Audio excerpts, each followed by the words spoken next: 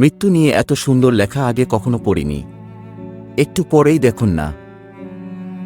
পরলোকগত Kuwaiti লেখক আব্দুল্লাহ জালাল্লাহ মৃত্যুর আগে লিখে যাওয়া কিছু অনুভূতি।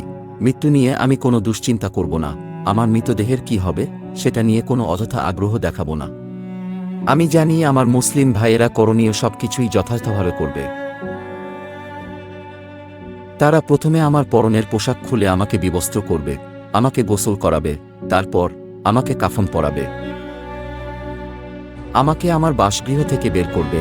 আমাকে নিয়ে তারা আমার নতুন বাসগৃহের কবর দিকে রওনা হবে। আমাকে বিদায় জানাতে বহু মানুষের সমাগম হবে।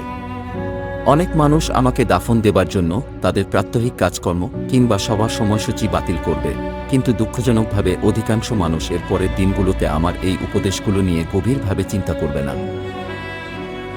আমার ব্যক্তিগত জিনিসের উপর আমি অধিকার হারাবো। আমার চাবির গোছাগুলো, আমার বইপত্র, আমার ব্যাগ, আমার জুতোগুলো। হয়তো আমার পরিবারের লোকেরা আমাকে উপকৃত করার জন্য আমার ব্যবহারের জিনিসপত্র দান করে দেবার বিষয়ে একমত হবে। এ বিষয়ে তোমরা নিশ্চিত থেকো যে এই দুনিয়া তোমার জন্য দুঃখিত হবে না, অপেক্ষাও করবে না। এই দুনিয়া ছুটে চলা এক মুহূর্তের জন্য থেমে যাবে না। অর্থনৈতিক কর্মকাণ্ড কিংবা ব্যবসা বাণিজ্য সবকিছু চলতে থাকবে। আমার দায়িত্ব কাজ অন্য কেউ সম্পাদন করা শুরু করবে। আমার ধন সম্পদ বিধিসম্মতভাবে আমার ওয়ারিসদের হাতে চলে যাবে। অথচ এর মাঝে এই সম্পদের জন্য আমার হিসাব নিকাশ আরম্ভ হয়ে যাবে, ছোট এবং বড়, অনুপরিমাণ এবং কিয়দংশ পরিমাণ, সবকিছুর হিসাব। আমার মৃত্যুর পর সর্বপ্রথম যা হারাতে হবে তা আমার নাম। কেননা যখন আমি মৃত্যুবরণ করব, তারা আমাকে উদ্দেশ্য করে বলবে, কোথায় লাশ? কেউ আমাকে আমার নাম ধরে সম্বোধন করবে না। যখন তারা আমার জন্য জানাজার নামাজ আদায় করবে, বলবে, জানাজা নিয়ে আসো, তারা আমাকে নাম ধরে সম্বোধন করবে না। আর যখন তারা দাফন শুরু করবে, বলবে, মৃতদেহকে কাছে আনো, তারা আমার নাম ধরে ডাকবে না।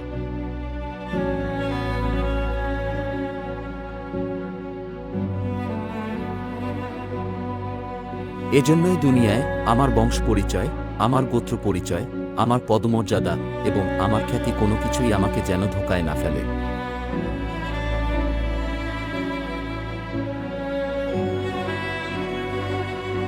এই দুনিয়ার জীবন কতই না তুচ্ছ, আর যা কিছু সামনে আসছে তা কতই না গুরুতর বিষয়।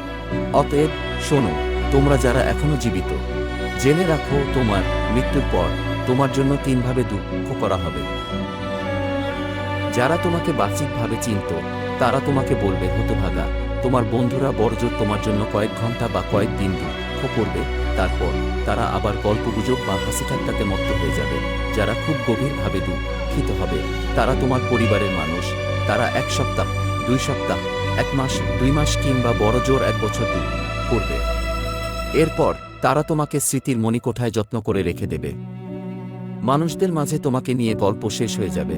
অতঃপর তোমার জীবনের নতুন গল্প শুরু হবে, আর তা হবে পরকালের জীবনের বাস্তবতা। তোমার নিকট থেকে শেষ হবে তোমার সৌন্দর্য, ধনসম্পদ, সুস্বাস্থ্য, সন্তান-সন্ততি, বসতবাড়ি, প্রাসাদসমূহ, জীবনসঙ্গী।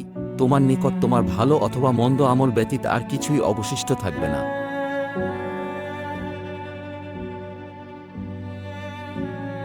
শুরু হবে তোমার নতুন জীবনের বাস্তবতা। আর সে জীবনের প্রশ্ন হবে, তুমি কবর আর পরকালের জীবনের জন্য এখন কি প্রস্তুত করে এনেছ?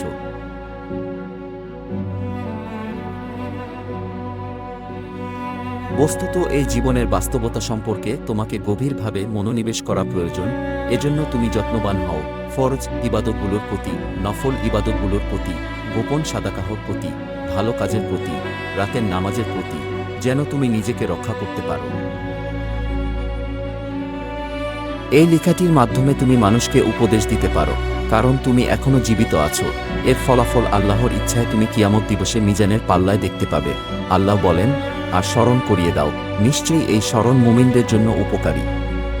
তুমি কি জানো কেন মৃত ব্যক্তিরা সাদাকাহ প্রদানের আকাঙ্ক্ষা করবে? যদি আর একবার দুনিয়ার জীবনে ফিরতে পারত। হে আমার রব, যদি তুমি আমাকে আর একটু সুযোগ দিতে দুনিয়ার জীবনে ফিরে যাবার, তাহলে আমি অবশ্যই সাদাকাহ প্রদান করতাম। তারা বলবে না, উমরাহ পালন করতাম, অথবা সালাত আদায় করতাম, অথবা রোজা রাখতাম।